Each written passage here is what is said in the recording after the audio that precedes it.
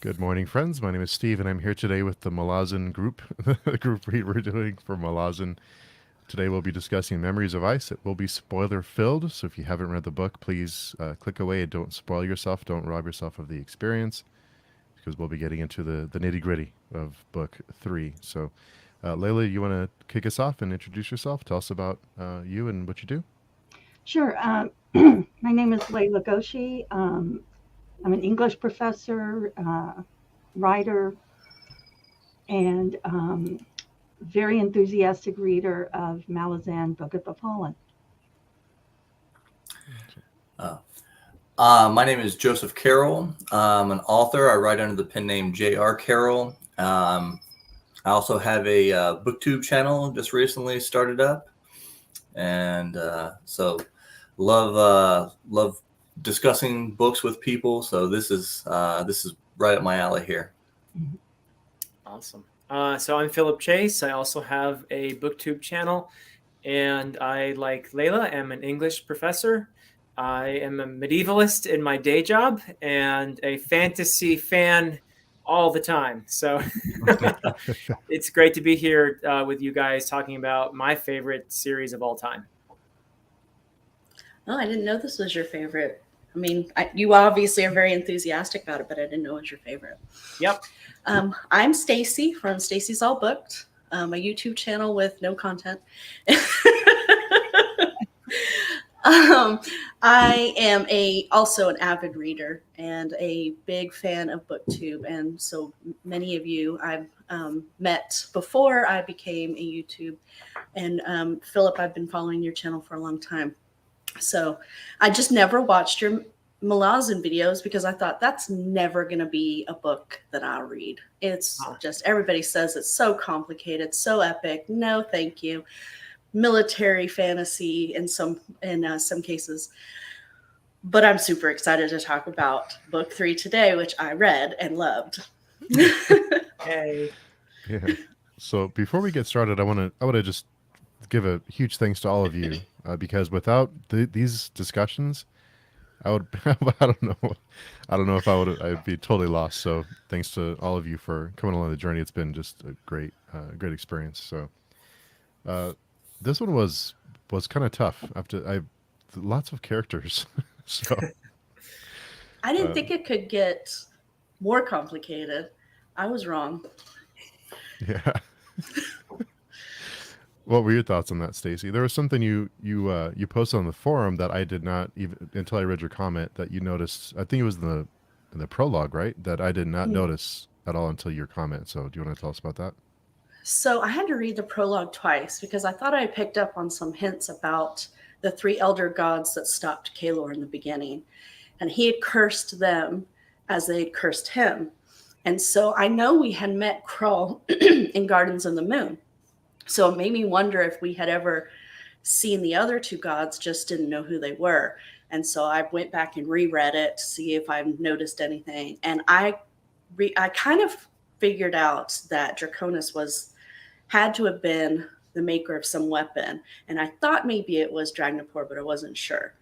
But it was Night Chill that I had kind of figured out was the sister of the cold, or whatever, I think. Sister of Cold Knights. Yeah. Sister of Cold Knights, because obviously the names, and I think Kalor even says something when he finds out that who Night Chill was, that he's like, that's not a very inventive name. So that was when I was confirmed that Night Chill was the sister of Cold Knights. So that was really cool. And to see how the other characters finally figured that out too throughout the book. You know, one of the things I love about reading mysteries is even if I figure it out, is seeing how the characters figure it out and to find out if I'm right.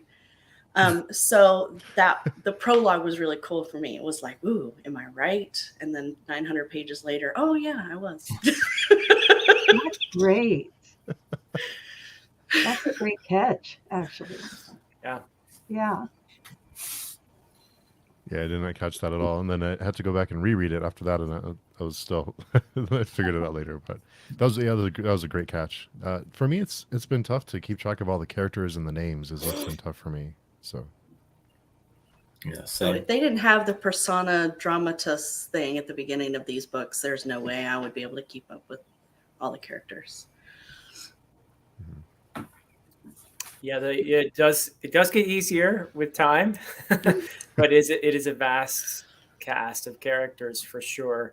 And it's so cool, Stacy, that you picked up on all that in the prologue, because the prologues in any of these books, in the Malazan Book of the Fallen, are really important to pay attention to, because Erickson is signaling in the prologues, here are some big themes that you should be looking for throughout the book. So, for example, in the prologue, you see motherhood portrayed in a very important way. And motherhood, as you all know, motherhood is extremely important in this book in several respects. You have the Maib principally, but you also have other examples of mothers, and you have the Jagat mother in the prologue. You also have Kalava playing a motherly role. So it's just signaling, here's a big theme. Look out for it. I've said this, I think, the last time we met, but AP Canavan on A Critical Dragon has these fantastic videos that are dedicated just to the prologues of each book, where he goes through this. Okay, here's some interesting things. Here's some themes to look out for. So I can't emphasize enough how helpful those videos are. And he keeps them spoiler free for the rest of the book as well. So they're really helpful if you're just when you're starting out with a Malazan book. But yeah, so they're loaded. There's lots there. I think an important thing is don't feel like you have to catch everything as you're reading it, because that could be overwhelming. There's just a lot there, and I think it's more important to just go along with the experience, enjoy what you're catching, and then later have a discussion like this or listen to a video like this and think, oh wow, that's cool, I didn't notice that. So but very cool. And yeah, so the prologues also, I just wanted one final word about the prologue. It takes place, and this is something that AP points out in his video, it takes place in this almost mythological time. I mean, it's like 300,000 years ago and 100,000 years ago. And he gives a very precise date. But I think it's fair to say that both Erickson and Esselmont, as archaeologists, take their jabs at history and our pretensions to complete accuracy in history. So take those things with a grain of salt. When these stories are being told in mythological time, it's like reading the Iliad and the Odyssey. You know, there might be some kernel of historical truth there, but a lot of it is just made up over the years. And as the years go by, stories accumulate and they become much more in tune with what we expect from stories. In other words, they take on more mythological resonance. So all I'm trying to say there is, with some of these ancient events, take them with a grain of salt, because you don't take everything as just literal truth as you're reading. You know, that fact that the author, Erickson, is an archaeologist, you know, I found myself coming back to think about that, frequently as I read this, because, you know, I imagine him working, with the, the artifacts that he has and in the locations that he has, and just really having these ideas bubble up, like the Talana mass just rising from the dust. And that gives me a real, I don't know, even though it's not in the story, it's something that frames the story for me that I find really intriguing and inspiring, and also kind of gives me an idea into, I don't know whether this is his beliefs, but the world building is built on, it seems like, the soul separate from materiality, for example, in this Tattersail and Night Chill and so on, moving into a new created entity, and also Toc the Younger moving into an Aster's body, so it's like the soul transitions um, within different types of materials, you know, all rising from dust in the end. We're all Talani mass in the end. Yeah, that's for sure. So yeah, I just really love that world building aspect of it, that thematic aspect.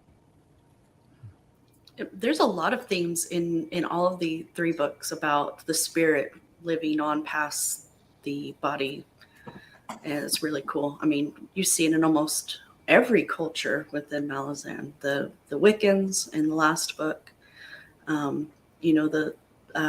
was the character? I'm really bad with these names. Like I said, the character in the sticks with the acorn head in this book. Oh, that's the little fellow. Barghast. Yeah, that is. Well, I'm trying to look it up here. Salamandus. Talamandus. Yeah. So it's just really cool to see that. And when we get to the part with the Talana Mass at the end, and I have some questions about that too, but I'm going to let Joseph talk. No, but yeah, that seems to be a big theme through all the books. But I feel like almost in particular, he was hitting that kind of hard here of where,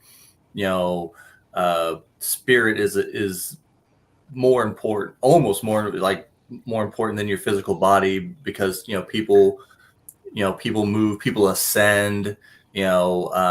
It's never 100% whether someone's actually dead, or if or if their spirit just entered a different realm. And multiple people can be in the same vessel, inside the same body, and all. He has so many different aspects of the spirit that he puts through this series, and makes it really interesting.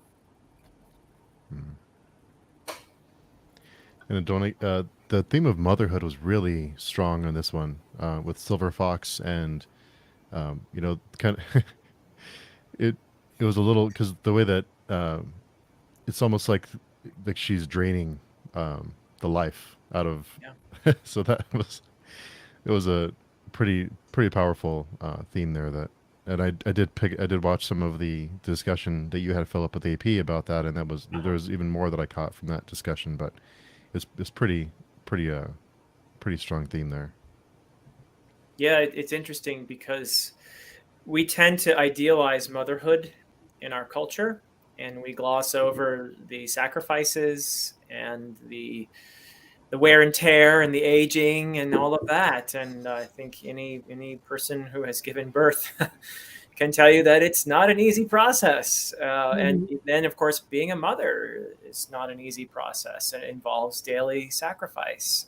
So it's an aspect of motherhood that I think deserves exploration and attention. But I don't know how. I'd be very curious to hear how that resonated with you other readers. I was thinking something that, there are bits of humor in a way, or maybe I'm just seeing things from a humorous side. But Krepa seems to be kind of a birth coach, midwife, Yeah. Doula. entire process, and he keeps telling her, and I do think, now I'm a little unclear on how things ended for the Maibi in this book. It seemed that Krepa was saying, just reach out and touch, and touch the, like Krepa is trying to get her out of her either self-imposed mental state. I mean, that's what's unclear. So here's how I read this. In one way, it is what it is. She birthed. Now I'm losing my train of thought. Silver Fox. Silver Fox. Thank you.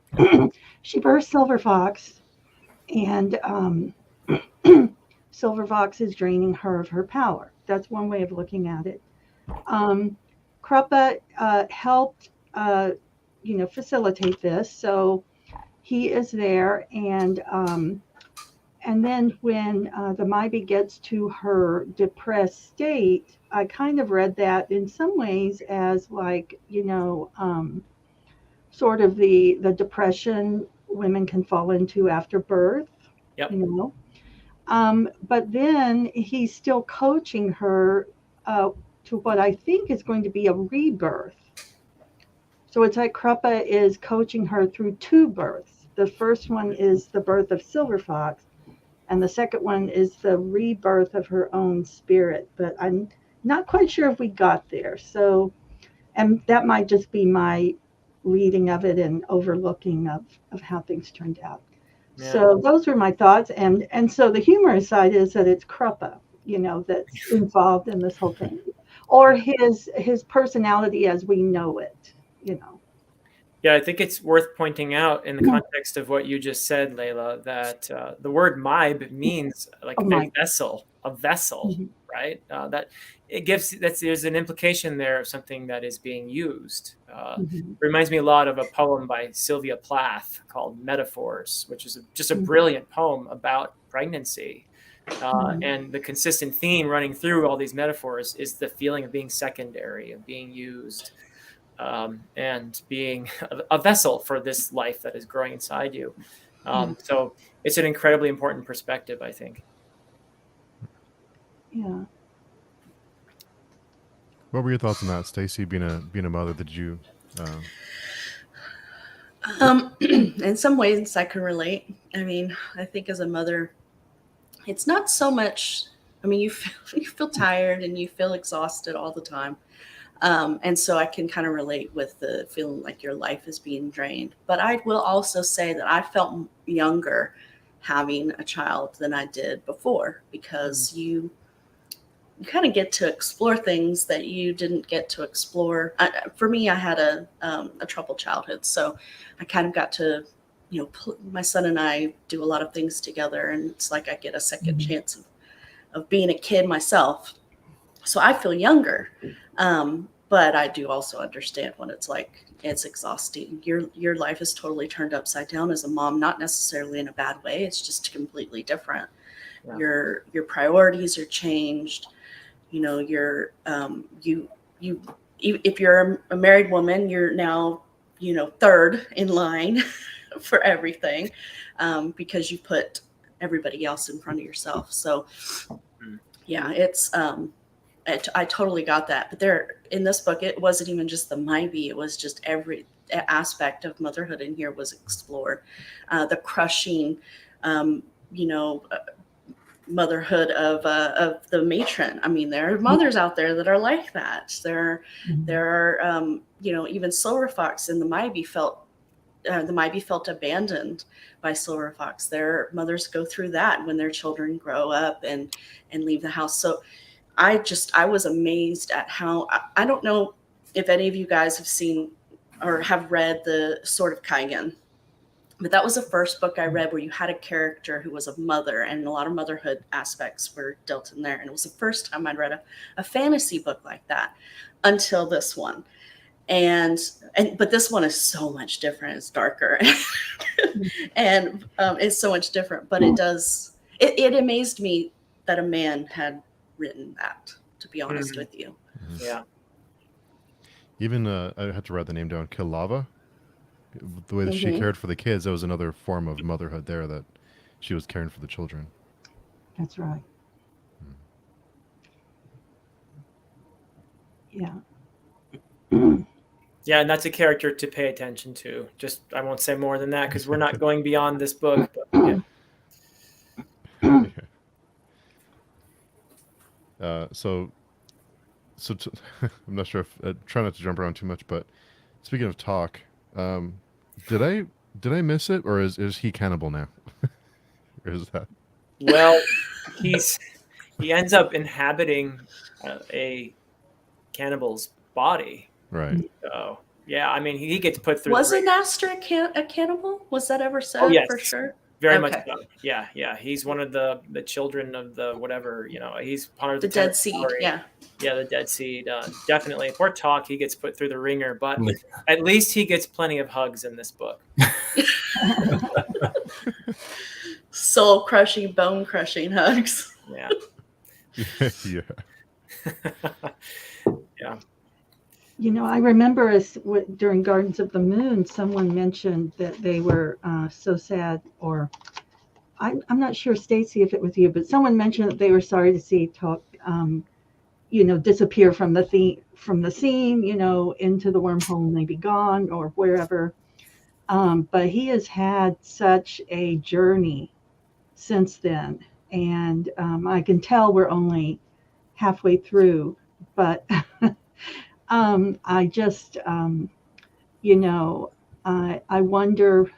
I guess I wonder where it will lead now, because Anaster, if I understand, has he been, I guess, redeemed since he has died? And Itkovian was saying he would save him. And then, or is Toc taking up is he sharing a spirit with Anaster? I guess that's what I'm asking. Those are hugely important questions, and something that Erickson is exploring not only here but throughout the series is the nature of redemption. Mm-hmm. And it is it's an open question.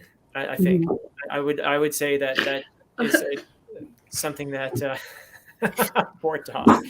Yeah, I would say that's something that every reader has to decide for themselves. In a sense, and I don't mean that as a cop out. I think it's not something I think that he wants to give an answer to necessarily. I think he wants us to ask the questions that you just asked, and to decide on our own, or maybe not decide, but at least think about it. And I mean, just look at the seer, the Panian seer. Is it even possible for him to be redeemed after running the Panian Domain in such a way? It's just, I can't even begin to describe the horrors of having an army of cannibals and basically trying to take over a continent like a cancer, and being responsible not only for thousands and thousands of deaths, but the untold misery. And then at the end, we learn that he was the little boy, the jagged boy in the prologue, and that he was in a way a victim, and that he is going to work toward doing some good now that he has been put in his place, so to speak, at the end. But is it possible for him to be redeemed? Is it possible after doing all that? I mean, it's a question I'm not giving an answer to, but that's a huge theme running throughout this. Yeah, I definitely think that is a big thing that Erickson has put into these books, because very few people or very few characters haven't done something questionable throughout all the books. So like Philip said, it's like you're kind of leaving it up to the reader to decide, do you think this person is redeemable, because everybody's done something questionable, it seems like, throughout all the books. I mean, do you think that he could have been redeemed if you didn't know as a reader that his motivations were coming from an outside source? I mean, if you knew as a reader that these were his true thoughts and feelings and motivations, and they were only his, could you forgive him? Or do you, as a reader, feel the inkling of giving him his redemption because you know that he wouldn't have done it if it weren't for the crippled God? Yeah, it's a great question again, and we have a question, a point made by Do Unicorns Read, Angela, in the chat there. So many victims, but there's also this theme of misguided mercy, and Itkovian is one of the most fascinating characters to me in the entire series, and is this idea of him redeeming other people by taking on their pain, like he does with this. I mean, just, it's a powerful thing. You never forget this book is when he redeemed Clan Amas, which is there's a whole conversation to be had about whether they're redeemable in this relentless war against the Jagged. And their willingness to sacrifice their humanity in order to persecute that war. I mean, wow, what a statement. But Itkovian just takes on all that, and it is, don't get me wrong, it is one of the most powerful scenes in the entire series, and also the aftermath when they're building that tribute, that mound of relics Oh, God. and gifts. And just, I mean, if you're not crying during that scene, I don't know what you're made of, but wow, I mean, it's just incredible.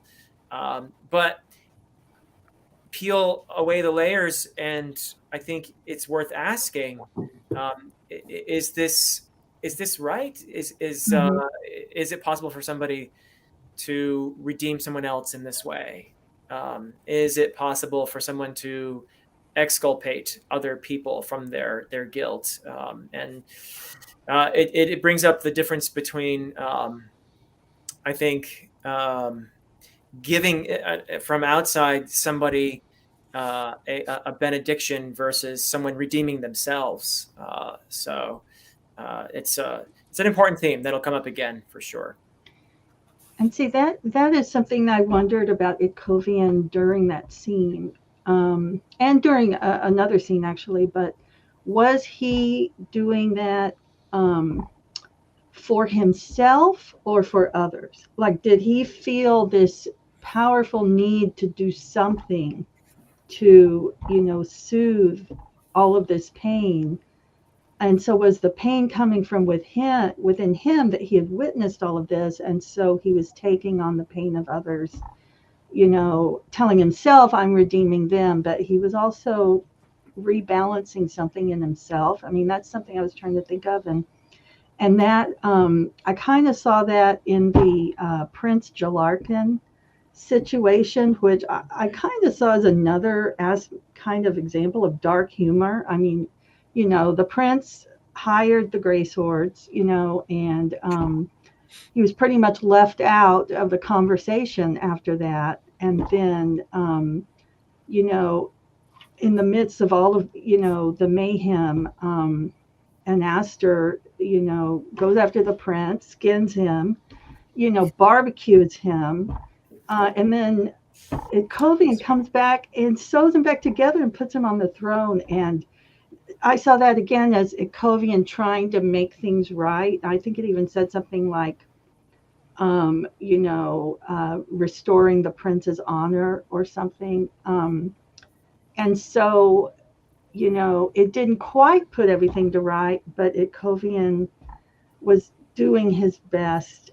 I mean, using the same impulse. But when I actually read that scene, I was just like, what happened here? Is just so darkly absurd to me.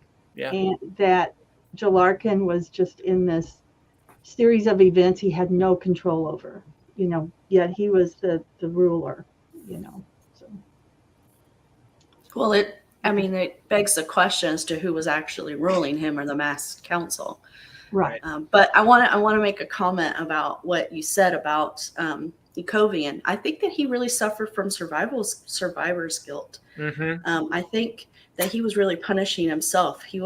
Maybe he was looking for redemption by redeeming others, but I think he was also trying to punish himself for being alive and seeing how far he could go. And he, the way that after he redeemed the Telenomas and he said, I'm done, and then he just died. It's like, oh my God. I mean, Erikson does these build-ups, and, every time he would redeem somebody, I'm not done yet. And he redeems, I'm not done yet. And then I'm done. And then you're like, okay, well, I can't really expect him to come back now, can I? Just like, he told us he's done.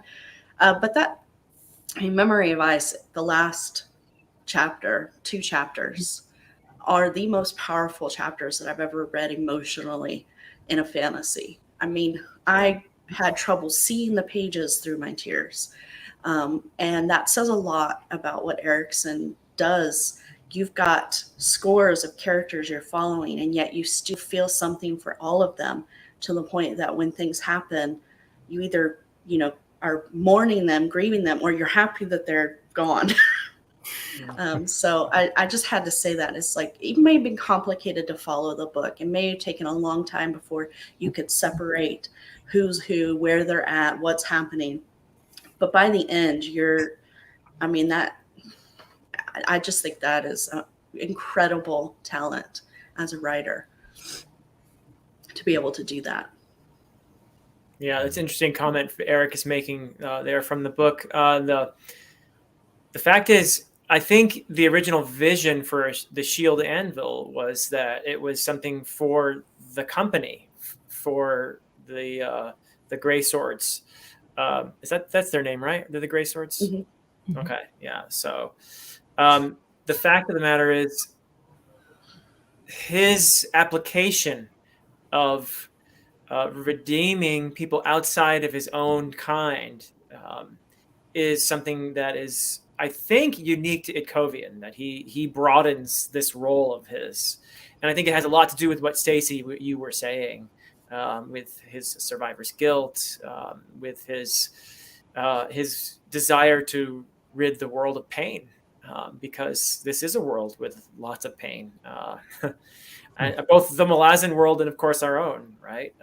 So it is an extremely powerful and compelling, and something that I think we can all sort of feel that in all of that embodied in that character, in that frail body. It's just such an amazing idea, really. But and you can only do that in fantasy, Yeah. I was interested at the end that Diker showed up to tell the story of Cotillion. So these two books, from what I understand, are two books, meaning Dead House Gates and this book, run parallel in time. Well, Duerker shows up in among the remnants of the bridge burners in Darujistan. And that's a bit of a surprise to some people if you didn't realize that at the end of Dead House Gates that he was in fact revived. And he is, talk about survivor's guilt and PTSD. I mean, this is a guy who's really been through it in Dead House Gates. And so it's really kind of that also is a scene that broke me. Duerker meeting the remnants of the bridge burners in Krull's bar, and saying, "Yeah, I got a story for you here." And it's just so, and you can see that they've got so much healing to do, and that though they were on different campaigns, they're going through the same thing. So it's also, though, I think a moment of hope in that people who have been through these things can find consolation in one another, through the bonds that they have through those experiences. So as much as this is a tough read, and what happens with the bridge burners, the annihilation of the bridge burners, at the same time, I think that there are these hints of compassion and humanity and bonding that are very, very important to pay attention to. Yeah, I think a big, theme running through this book is also, friendship. And I don't know if it's just like, the way, my childhood and whatnot, but I always gravitate more towards friendship than the familial aspects of stories and stuff. And, Tool and Toc the Younger, I mean, that was my favorite part of the entire book, is just watching them kind of, become close, and then, Tool, going all out to try and save him. Well, how did you feel about the end when he goes to shake Anaster's hand and Tool doesn't remember him? That was heartbreaking. Yeah, that was rough. I actually didn't catch on that Tool didn't realize who he was until that moment. Like, I thought that maybe he was just confused. I mean, the change was, disorienting. But it wasn't until that moment, because that was such a strong bond, that him not remembering Tool, or having a faint familiarity, but that's all, that just broke my heart. It broke my heart, and it made me wonder, how much of Night Chill and oh my gosh, I'm drawing a blank. The other people that are inside Silver Fox are It's one below. Tattersail. Yeah. Tattersail. Yeah. And Belladon. Okay. Yeah.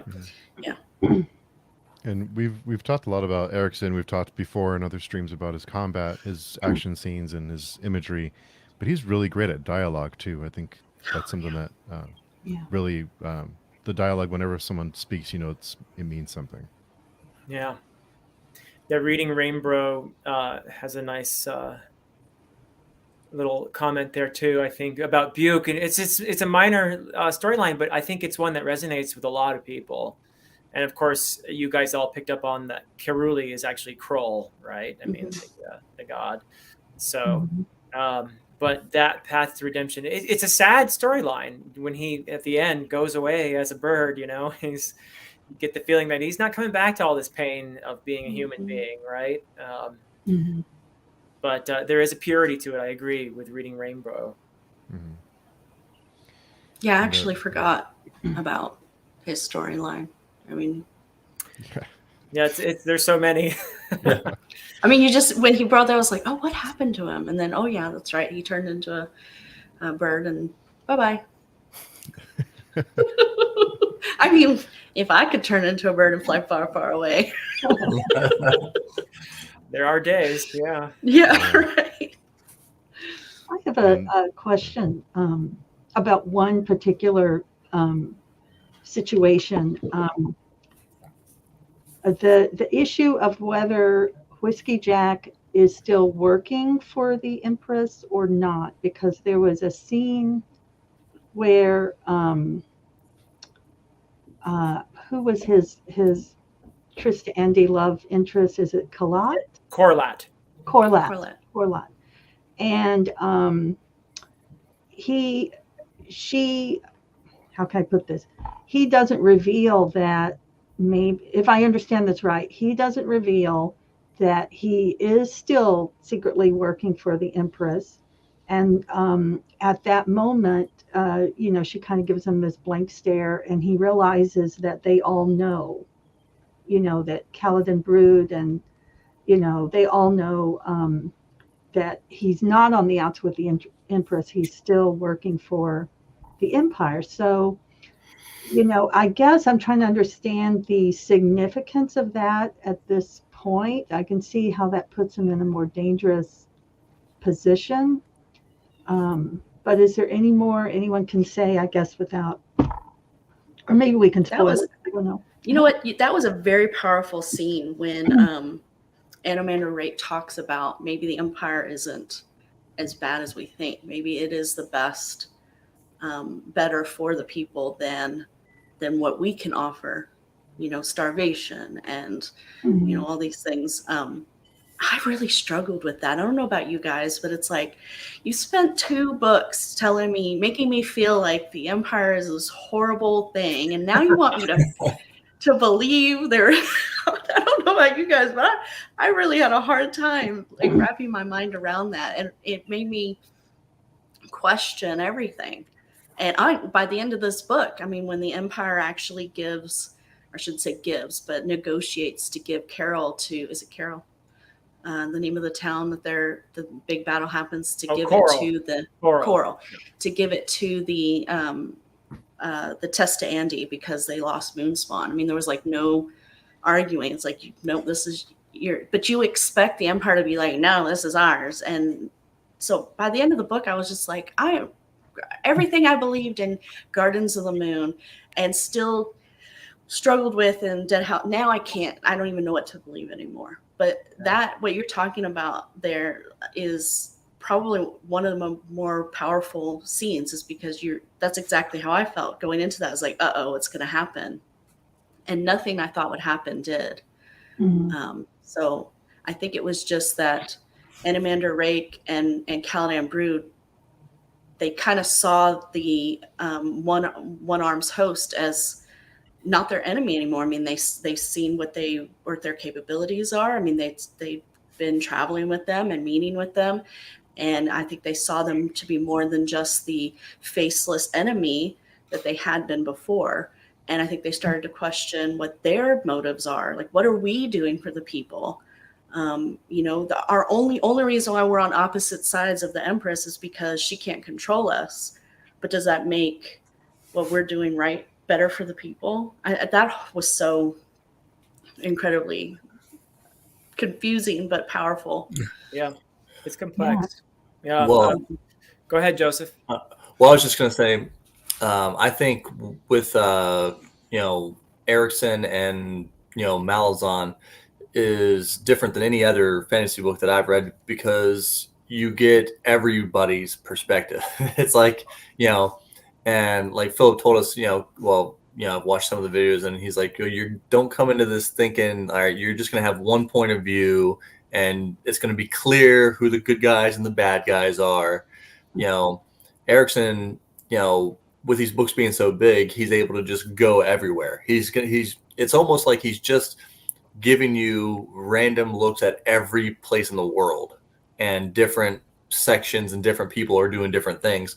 So you get to see both sides, and nobody thinks they're the bad guy, So while you're in their POV, they're not saying I'm the bad guy. They're just like, that's the bad guy. We're doing the right thing. We're doing this. So yeah, like Stacy said, it's like who's the bad guys here? Who are we supposed to be looking at? Like side eyeing, like, okay, that's not the people you want to side with, but everyone thinks they're the good guys here. Yep, that's right. It's complex, and the relationship between the Malazans on the one hand and Kaladin Brood and Anomander Rake and the Teist and D on the other hand, this alliance they have, they were just killing each other, right? They were at war against each other very recently.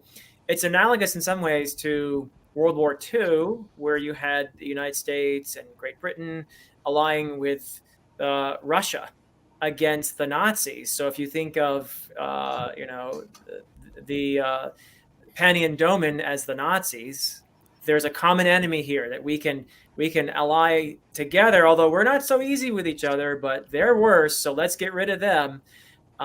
And that's kind of what's happening here. But the Malazans and on the one part, and then Kaladin Brood and Anomander Rake, they don't trust each other, really. It's a lot like at the end of World War II, where you had this rush on Germany. You had the Russians coming from the east, and you had the Allies coming from the west. And they knew what they were doing. They were eating up as much territory as they could to claim that power after the war, because this common enemy was about to be annihilated. And then they knew they're going to be staring at each other. And so that common enemy being gone, they might be enemies again. So they're trying to grab as much as they can, which is why the Malazans send in the bridge burners into Coral on their own in order to basically claim that for the Malazans, which ends up with the destruction, the sacrifice of the bridge burners. So I think it's somewhat analogous to that situation in World War II. Yeah. Yeah. That's a great analogy, actually. That's a great point. Oh God, that was one of the things that made me hate the Empire again, is the fact that Whiskey Jack and Dujack the whole point was to get ahead. It's like, wasn't the point of this to have another army to go in, because you recognize that you could not take the Panyan-Seer by yourself, which is why you or was it that they just wanted the other armies to stop fighting them so that they could take on the Panyan-Seer? I don't know. But I was like, really, is this place that important to the Empire that they had to sacrifice this whole, oh God, it made me so mad. And then they give it up anyway. So I was like, okay, well, maybe the Empire's not so, it just was this roller coaster of emotions, because you don't know, because nobody is really the villain of their own story, as Joseph said, is, yep. And Erickson puts you in the perspective of everyone, so you see all their motivations, and except for the few that have true evil intentions, they're all, just who they are, and maybe, I don't know. So even the matron, I mean, you think, God, she's just crushing Toc and, how horrible, but she was truly screwed up. I mean, you didn't know until the end when you find out she was the soul that was stuck in the rent before, Yeah. in the rent before the children were sent through. But that also makes you think, so how did the Panyan Seer, who raised him? Was it the matron that raised him, or was it the crippled god's influence? Mhm. Either way, he never got to be himself. It's awful. So yeah, when you think about, can he be redeemed, knowing those facts? Absolutely, because he was always a puppet to somebody else's will and not his own. And now he gets to be uncle to his sister. It's a wonderful ending, but it's also frustrating because you're like, that guy did so many horrible things. Why am I letting him get away with it? Yep, that's right. That's very true. Beautifully said. It makes you think about, are we shaped by external forces? I mean, there has to be a balance between external influences and our internal, motivations. But what if you are in such a tight box that your internal impulses can never flower, can never have any autonomy? So a lot of complex thinking to do there. And I just want to go back to that scene with Whiskey Jack for a minute, because the complexity there was he was at risk politically and maybe personally, but then he was in this romantic relationship, which was partly doomed anyway because he's immortal and his love interest is immortal.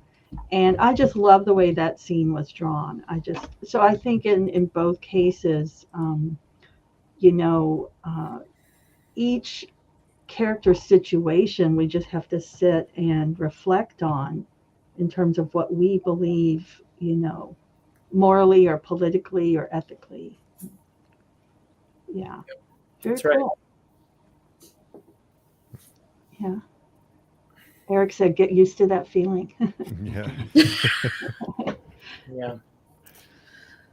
So, Steve, I have a question for you. You said that you had a harder time with this one, with all the, a lot more characters, a lot more plot lines here. Dead House Gates had more straightforward plot lines. So there were a lot of side plots and everything in here.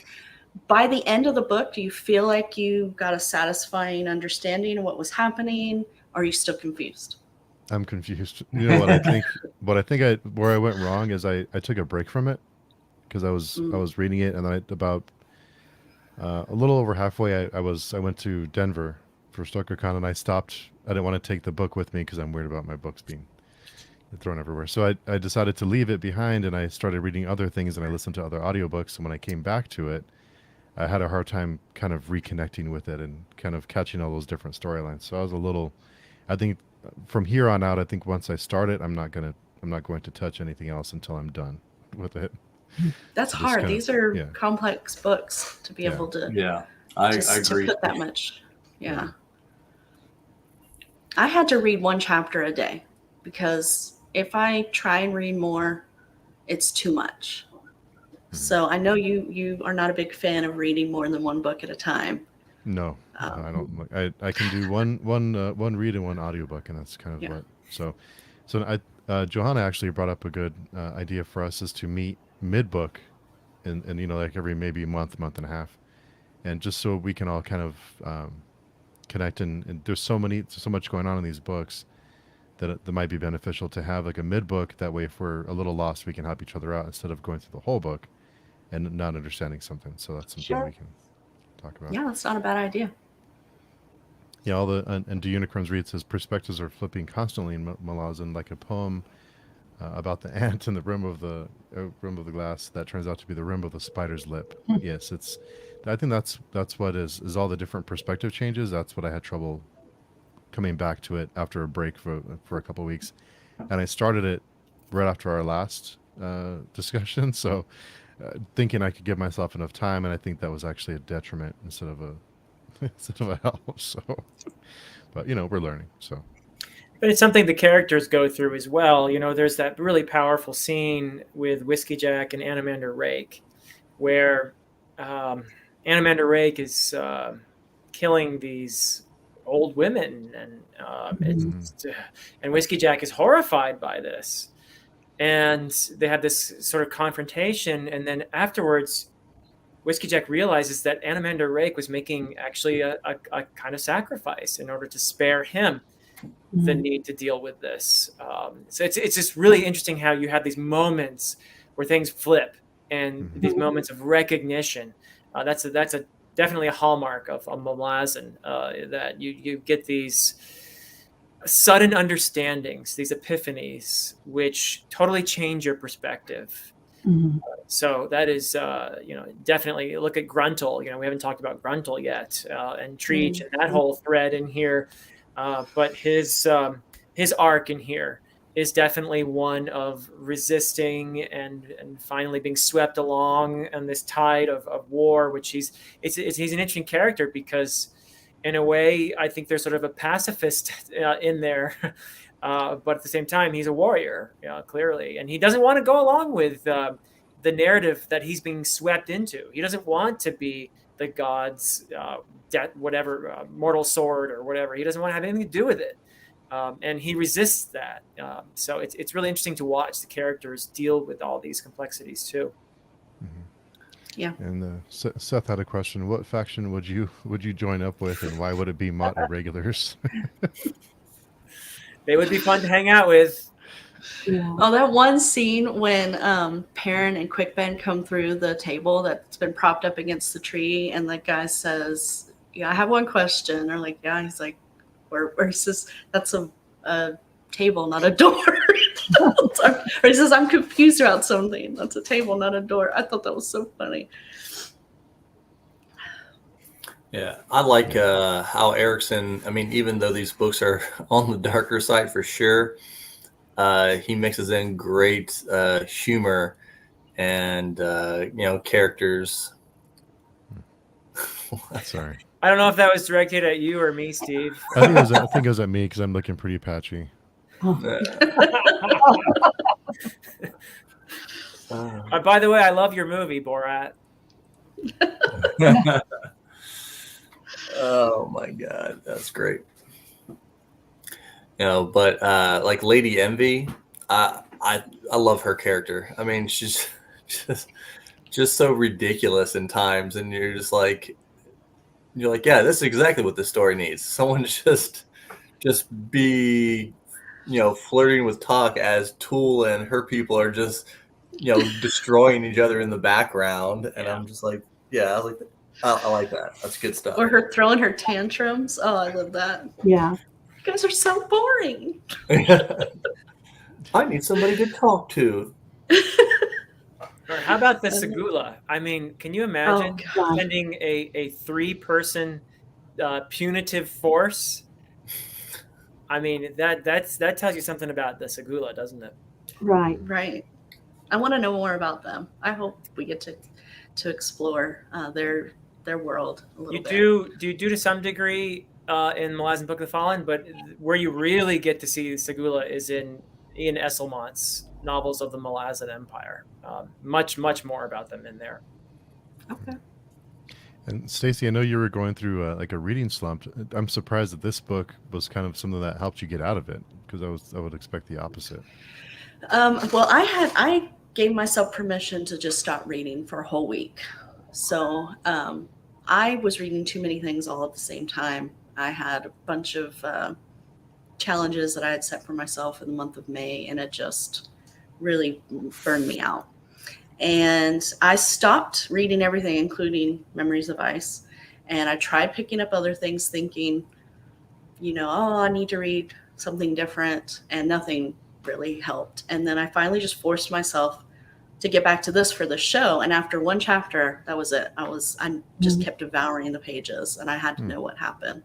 I didn't think I was going to finish by the show because I didn't pick it back up until the week before, and I still had 400 and something pages to go. But it felt like the last half of the book was so much faster paced Mhm. because I knew the character. So I no longer needed, I knew who everybody was. I felt more confident about that. I understood what was happening, or maybe I felt more confident to just let it go and not try and figure out everything.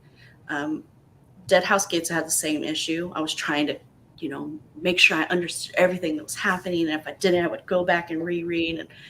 And by this, finally, at some point, I just said, I give up. I'm just going to read it to read it. And I enjoy it more when I do that. I just need to give myself permission to just enjoy it for a book. There's just so much going on here, and you know it, and you want to know everything, but you can't because you don't know what's relevant and what's just there. I mean, there was one thing in Dead House Gates that I just thought was a moment, and it was when what's the Fenar's priest that got his hands cut off's name? Oh, Can't think. Hiboric. Okay. When he finds the jade thing, okay, I knew there was something special about it, but I thought it didn't. It wasn't going to be anything outside of that. Well, and then in this book, you find out that was the moment that Fenner got pulled out, and then you find out why. And it's like, I didn't think I had to remember so much stuff from the last book to keep up with what's happening here. And I know some people might hear that who haven't read it and go, oh, well, this is not for me. But I think this is one of those series you need to go into and just say, hey, I'm going to read it, to enjoy it for the fiction it is. And then I'm going to reread it to enjoy all of these things that I'm missing. So I'm promise next book, I'm just going to read it. And they only get bigger. So you kind of have to say, I'm just going to read it. Otherwise you'll never make it. And Steve, if you already struggled with this one, I feel sorry for you with the next one because I heard it's even more complicated. Maybe I'll start the chapter a day. I'll start doing that. Actually, I think House of Chains is not more complicated. And somebody, I think it was Eric, made actually a nice suggestion. He's absolutely right that the first couple hundred pages are almost like a novella, a Malazan novella. You'll see what that means when you get there. And then the rest of the book widens out to something else. But you'll see when you get there. But that might be an interesting point for you to have a chat after reading those first couple hundred pages. You'll see exactly what is meant by that when you get there. You will be witness to that particular. Joseph knows because I think you started reading that, right? Yeah. I'm not gonna lie though, I don't remember too much about it. Okay. There's been so much, but I got probably that far in before I had to switch over. Good. Yeah. So, but you know the witness reference anyway. Yeah. Yeah, but I don't think House of Chains is more complicated. In fact, having Dead House Gates under your belts, and these, the Ganabakis books, right, and the Seven Cities book so far has been Dead House Gates. You're going to be able to put things together, I think, a little bit more easily in House of Chains. Once you are able to piece that first couple hundred pages in its proper place and how it relates to the rest, I think the rest is not that hard. Mm-hmm. Who on here is intrigued to read about this place where the Talana Mass are headed for the human that is destroying them? Like who thought that a human or an army of humans could destroy the Talana? Are we going to see that in the next book, or is he going to make us wait? I think you're going to have to wait for that one. Dang it. Oh man. What about you, Joseph? How did you? Was this a struggle for you to keep up with all the different characters and storylines? Yeah. I mean, and it's because over this last, the last 6 months, I've been reading a lot more different things than I have been in the past. So a lot of the books I've read have been like first person. So bouncing back and forth and all this, it's hard to remember everything. But I think like Stacey said, the second half of the book was a lot easier to grasp and remember and everything, and it moves. And I think every Malazan book has been that way. The second half of the book moves a lot faster. I don't know why. I don't know if you're just getting used to the writing style, or if it's purposely written that way that it kind of speeds up. But Convergence. yeah. Yep. But yeah, I mean, Malazan's it is a complicated book. I mean, the more you read them, the better I guess it's like anything in life, the more you get into it, the better you get at it. So, and like Stacey said, you just gotta do it, and then it'll get easier for you. And they're really big books. So I think it's always like Layla has like her giant list of keeping everything straight. So Good for you, man. So I mean, it's not the easiest thing to read, but it's really once you start grasping everything and you get to be in this world that Erickson created. And that's one thing I will say, probably better than any author that I've ever read. Is like his world is just massive. Like it would just be, I mean, Phillips had a chance. It would be great to just sit down with Erickson and just like pick his brain, about all the stuff that he's made up and like how he comes up with these concepts. Yeah, it helped that he had a partner too, of course, Ian Esselmont. They gamed this world, which is, I think, one of the reasons why it's so rich. Is they gamed it and they lived it. A lot of these characters, they inhabited these characters, which is why they have such great duos in the series. So yeah. Well, when can you start going into Esselmont? You could read Night of Knives anytime you want, because that takes place, for the most part, before the Malazan Book of the Fallen. So that's the first book in novels of the Malazan Empire. But a lot of people just recommend reading in the books in publication order, which would mean reading Night of Knives. I think it's after book 6 of Malazan Book of the Fallen. I think I remember you saying like book 6 or something. But you could read Night of Knives anytime, because it does take place before, and it would actually put a few things in place for you as well, I think. The rest of the Esselmont books you should read in publication order if you want to do it chronologically, and they do take place later than most of the Malazan books, although you'd sprinkle in a couple before you get to the end of Malazan Book of the Fallen, but you'd end with a Sail would be the last book you'd read if you do it in order. That's I see. Are you going to take that as a compliment? I'm not sure. I'll just assume, yeah. You don't have a handkerchief on you, do you? I don't know. I need to. Yeah, I need to pack one. Yeah, just in Steve case. says that the hammer is nothing to him. Yeah. Bring the hammers. Hammers cannot take him down. So I did have it's kind of a weird question, but all the physical books are, I can only find mass market. Is there a reason these aren't available in trade? The publisher needs to publish them. That's the reason. Yeah. I'm surprised too, because Tor usually publishes everything in new books lately are in mass or in trade paperback. So I guess it's just because these are back. They probably already have so many of them they're trying to sell. I don't know.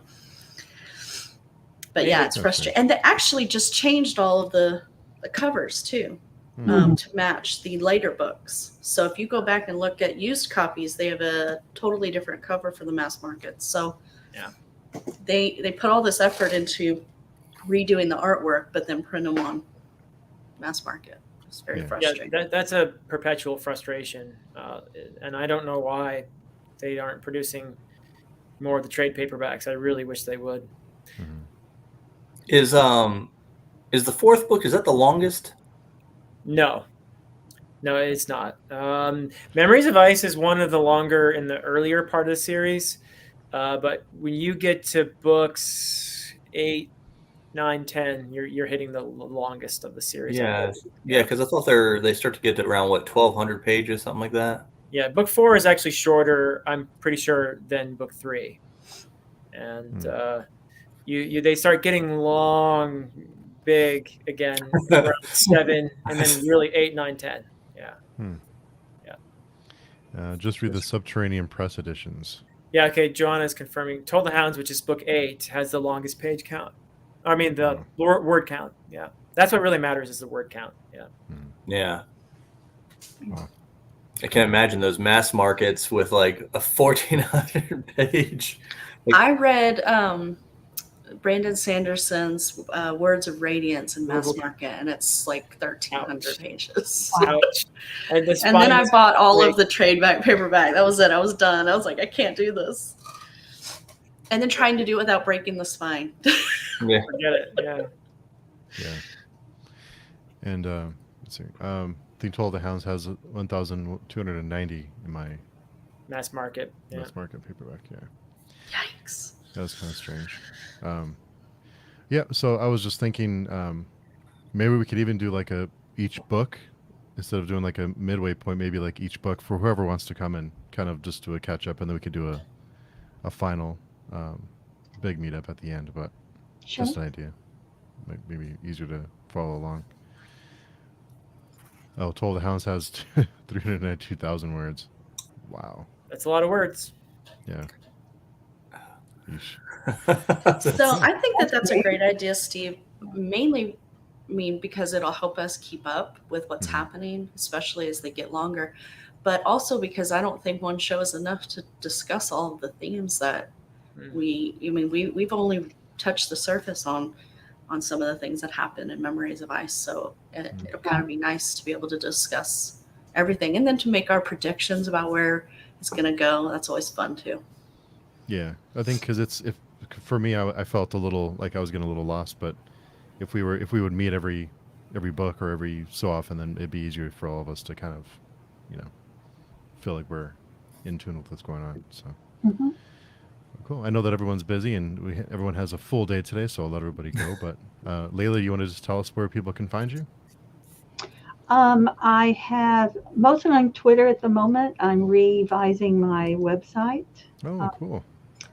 Yeah, and I have, different articles out there. Just wrote an article on a conference I attended virtually that was held in the Gulf, but it was Islamic Perspectives on Extraterrestrial Life, which I thought is really a great thing for many reasons. But if you are interested in science fiction, there's kind of a connection to just where do we go next. And so that's out there on Pathos. Cool. Yeah, that sounds really great. Fun and stuff. Joseph, where can people find you? You can find me on Twitter, Facebook, my YouTube channel. We're doing a Dresden Files discussion here in about an hour. So if you all want to hop over there, if you've read the first 3 books, you can find me on Amazon. Just released book 2 in the More Than Human universe, More Than a Gunslinger. So if you like strong female characters in the Wild West and fantasy, it's fun. It's a fun ride. Nice. And Philip? Yeah, mostly you'd find me here on YouTube. Philip Chase is the channel, and I do putter around on Twitter a bit, mostly in a parasitic fashion. I just sort of retweet things, but I'm there. You'd find me Philip Chase 90 on Twitter as well. But yeah, I also want to thank you, Steve, for being an awesome host and all around great guy. And thank my fellow panelists here. You're all wonderful people, and I really enjoy hearing your Malazan thoughts. So thank you all. Thank you, Philip. I appreciate you being here. I just have one thing before we wrap up. Mhm. So you guys can find me on YouTube and Twitter and Instagram, blah, blah, blah. But that's not what's important. Is how many times did you guys laugh when Bouchelane and his friend, I can't think of his name, kept getting Horrible punched Broach. in the face? Yeah. I wonder if Isomat and Erickson played those characters, and there's some inside joke there that we should know about. Loads of them. If you like that, you can read the Beauclain and Corbel Broach novellas. So yeah, Okay. there's lots of that absurdist humor in there. Yeah. Nice. Cool. Well, thanks everybody again for coming by to interact with us, and thanks, of course, all the panelists. It's been without all of you, I would be totally lost. So thank you all for taking the time to chat, and then we'll be in touch about whoever wants to meet each book, or if you just want to come to the last one, it's up to you. So no pressure as always. So thanks everybody. Have a good Sunday. Thank you. Have a Bye, great- Steve. Thank you.